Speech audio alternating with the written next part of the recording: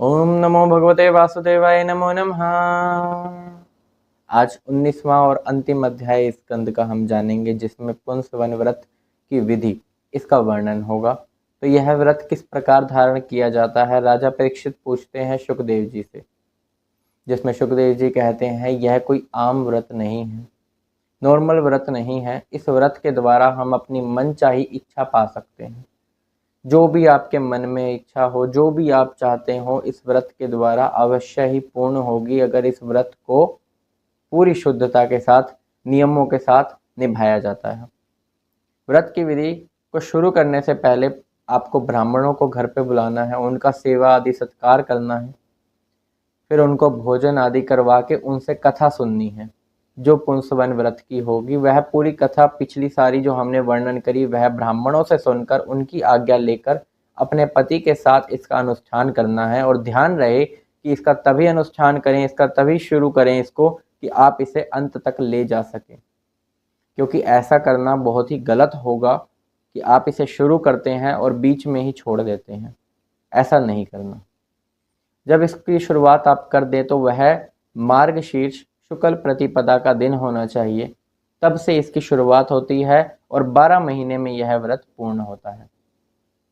इस व्रत की शुरुआत होते ही आपको बहुत से नियम अपने जीवन में बदलने पड़ते हैं, जैसे सुबह उठना जल्दी, दातून करना, स्नान करना, आभूषण पहनना, विष्णु भगवान की पूजा करना, श्री लक्ष्मी नारायण की पूजा करना और उनसे निवेदन करना, उनकी स्तुति करना, उनकी पूजा करना, अपने मन में बसाए रखना और दुनिया की चीज़ों को अपने मन में ज़्यादातर ना आने देना, जिससे कि बुद्धि भ्रष्ट होती है, मोह और माया का बंधन होता है। केवल अपने शरीर के ऊपर 2 श्वेत वस्त्र धारण करने हैं इस 12 महीने तक, 1 साल तक। यह बदल बदल कर प्रतिदिन यही करना है आपको। और लक्ष्मी नारायण की स्तुति किस प्रकार करनी है, उनसे कहना है, हे लक्ष्मी जी, आप जगत माता हैं, आप में ही सभी शक्तियां समाई हुई हैं, यहाँ तक कि हमारे विष्णु भगवान की शक्तियां भी आप में ही समाई हुई हैं। आप ही त्रिलोक के स्वामी हैं, मैं आपका पूजन करती हूँ। आप मेरी इच्छा और मेरे कार्य को भली भांति जानते हैं, इसलिए मैंने आपका आह्वान किया है और इस व्रत की विधि को शुरू किया है। मैं चाहती हूँ कि आप मेरी इच्छा पूर्ण करें। इस व्रत को यूं शुरू कर कर इस मंत्र के द्वारा भगवान की स्तुति करनी है। स्तुति करने के बाद भगवान का आह्वान करना है और उनकी फिर पूजा करनी है। उनका पूजन करना है, धूप जलाना है, दीप जलाना है, अत्यंत नैवेद्य, वस्त्र, आभूषण उनको धारण करवाने हैं। फिर उनका पूजन अपने आंतरिक मन में भी होना चाहिए, यह नहीं कि मुख में हो, पूरे शरीर में एक ही नाम हो, लक्ष्मी नारायण। केवल उन्हीं की पूजा होनी चाहिए साल भर, इसके अलावा और कुछ नहीं।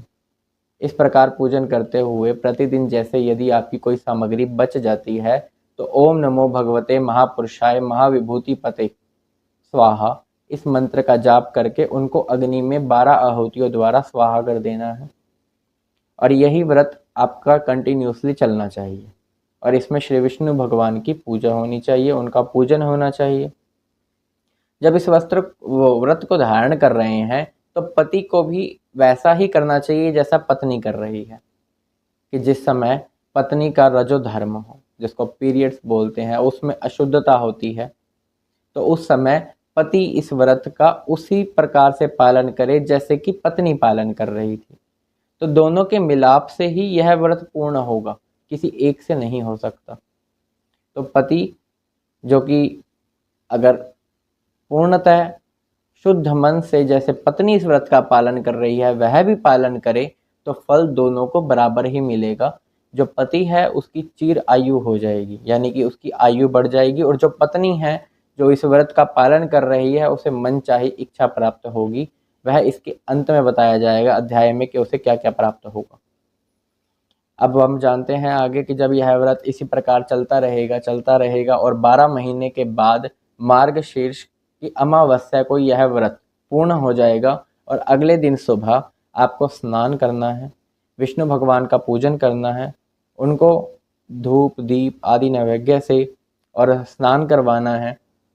इसके बाद उनका विसर्जन कर देना है, उनको अपने परम धाम में पधरा देना है। यह व्रत यहाँ पर पूर्ण हो जाता है। फिर ब्राह्मणों को भोजन करवाना है, उसके बाद खुद प्रसाद पाना है। तो शुकदेव जी ने राजा परीक्षित को इस व्रत के बारे में यह बताया था, जो कि मैंने आपको यहाँ बताया है। यह व्रत से हमको क्या क्या मिलता है वह सुनिए। यदि कोई स्त्री चाहती है कि उसका पति बहुत ही शुद्ध और सत्वमय हो, भगवान की पूजा करे या उसी के हिसाब से हो जैसे वह चाहती है, तो उसे वैसा पति मिलेगा। यदि कोई विधवा है जिसका पति नहीं है, तो वह भले ही भाग्य हो उसका चाहे ना हो, पर वो सौभाग्य में ही बदल जाएगा। वो वैकुंठ लोक में जाएगी, फिर उसको वैकुंठ की प्राप्ति होगी। यदि किसी स्त्री के पुत्र ना हो, पुत्र मर गए हो, तो उसे एक ऐसे पुत्र की प्राप्ति हो जाएगी जो कि अमर होगा। यदि ऐसा है कि किसी को संतान हो ही नहीं रही, कि वो बांझ है, उसको संतान की प्राप्ति नहीं हो रही है, काफ़ी समय बीत गया है, तो उसे संतान की प्राप्ति हो जाएगी।